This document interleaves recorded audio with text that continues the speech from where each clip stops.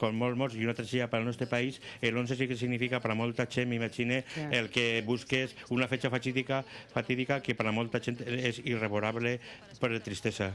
Tu ja has tingut la sort de donar molta sort, valga la redundància, a aquesta administració. Saps el que és aquest dia especial, el dia 22, com se presenta, què te pareix? Ha vingut molta gent, s'ha costat molta gent. Diem, estem presents des de fa un ratet i hem vist que sí, que no has parat de treballar, que apenas tenies temps i no vas a tenir temps de dinar avui. No, pràcticament, com afortunadament van donar el primer premi 169, tenim bastant clients i a més que no n'hi ha any que no donen un primer, un segon, tercer premi. Aquest any hem donat 2 primers premis de la loteria Nadal del dissabte.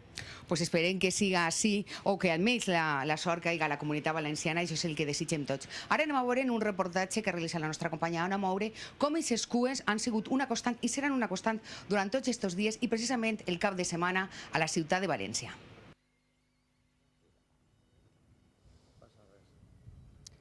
Hola, molt bon dia. La veritat és que així des del lloc de l'incendi, en principi podem dir-vos, segons les últimes informacions de fa escassament 2 minuts, que este gran incendi, en principi està controlat. Tot i això, se necessitaran vora 2 dies per el vent per aconseguir extingir-lo. Aquesta informació la donava, com diem, fa escassament 2 minuts, el ministre de Justícia i d'Administracions Públiques, Miquel Peralta, que està reunit en aquests moments amb els alcaldes dels 5 municipis afectats.